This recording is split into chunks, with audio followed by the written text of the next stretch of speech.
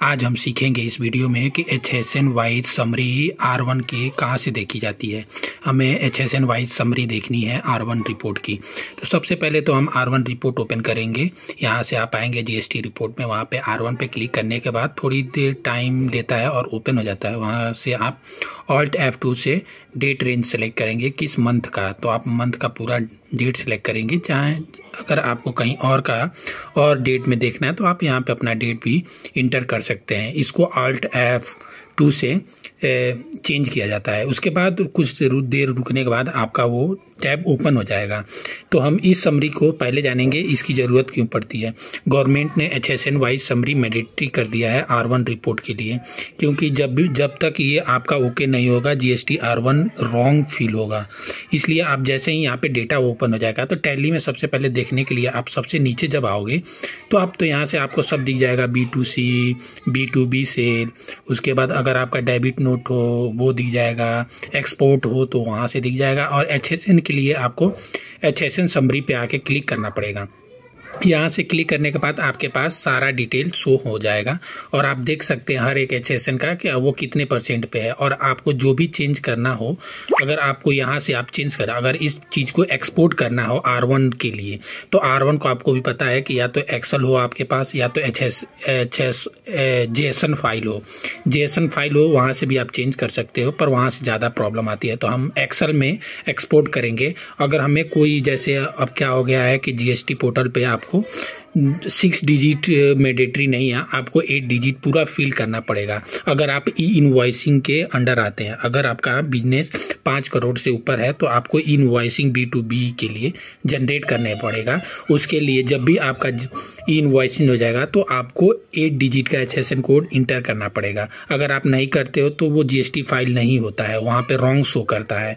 इसलिए अगर आपको ये करना हो तो यहाँ पे आओगे, ई रिटर्न पे जाओगे और एक्सेल पे क्लिक करोगे। एक्सेल क्योंकि मुझे चेंज करना है तो एक्सेल पे जैसे ही क्लिक करूंगा और ऐसे लोकेशन यहाँ पे आपको सिलेक्ट करना है अगर आप कोई लोकेशन चेंज करना हो। उसके बाद जैसे ही आप सेंड कर दोगे HSN वाइज जो भी GST R1 का पूरा डेटा है आपको एक्सेल में एक्सपोर्ट होके आ जाएगा, जहाँ पे आपका B2B का डेटा देखने को मिल जाएगा, B2C का डेटा देखने को मिल जाएगा, HSN वाइज भी, एक्सपोर्ट इनवॉइसेस भी, जितने भी invoice, debit note, credit note, सारे वहाँ आपको देखने को मिल जाएंगे।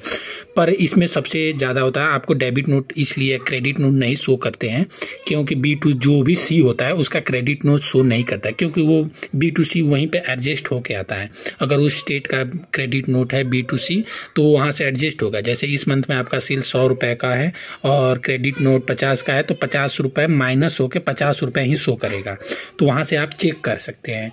तो आगे बढ़ते हैं हम इस वीडियो में और जानेंगे उसके कैसे चेंज करें।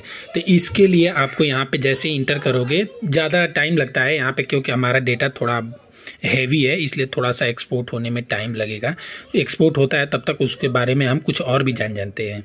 जब भी GST R1 आपको फाइल करना हो तो आपके पास सारे डेटा आपके पास रेडी होने चाहिए, या एक्सेल में अगर नहीं है टैली तो आप यहाँ से एक्सपोर्ट कर सकते हैं। जैसे ही एक्सपोर्ट हो जाएगा आपके पास ये डेटा आ जाएगा। इस डेटा में आप देखोगे नीचे सारे जितने भी सीट है सब पे वो डिटेल लिखा है जो आपको चाहिए। जैसे मुझे HSN चाहिए तो यहाँ पे मैं क्लिक करूँगा और यहाँ पे आने के बाद मैं उस HSN को सिलेक्ट करूँगा जिसको मुझे चेंज करने हैं। जैसे 4 डिजिट है उसको 8 करूँगा। जैसे मुझे ये 48205000 ऐड करना था। उसके बाद ऐड करने के बाद मैं सेव कर लूँगा और वो सेव करने के बाद जो भी डेटा मुझे अपलोड करना हो GS में वहाँ पे अपलोड कर दूँगा। और वहाँ पे अपलोड करने के बाद जैसे मैं क्लियर टेक्स्ट से फाइल करता हूँ तो वहाँ पे एक्सेल सीट अपलोड कर दूंगा। अगर आपको वहाँ भी प्रॉब्लम आती है, अगर आपको एक जैसे छोटी सी, जैसे आपको यहाँ से आपको चेंज करना है तो यहाँ पे आप इंटर करोगे। इंटर करने के बाद अगर बस आपको HSN समरी ही चाहिए तो Alt E करके एक्सपोर्ट कर लोगे, बस HSN समरी ही एक्सपोर्ट होगा। वहाँ से तो R1 का पूरा डेटा हो गया, यहाँ से बस HSN वाइज ही समरी आपको एक्सपोर्ट हो गया। और आपको जो भी यहाँ से भी चेंज करना हो तो आप बस HSN डेटा आपके पास है और यहाँ से आप चेंज कर सकते हो, या आप यहाँ से कैलकुलेशन भी फिल्टर लगा के चेक कर सकते हो कि ये सही है कि गलत है। आप पूरा डेटा लो, वहाँ से आप GST कैलकुलेट कर लो और यहाँ से भी आपको GST कैलकुलेट कर लो, यहाँ से भी आपका मैच हो जाएगा डेटा। तो आज हम इस वीडियो में जानें कि हम HSN समरी कैसे GST R का एक्सपोर्ट कर सकते हैं और कैसे देख सकते हैं। Thank you.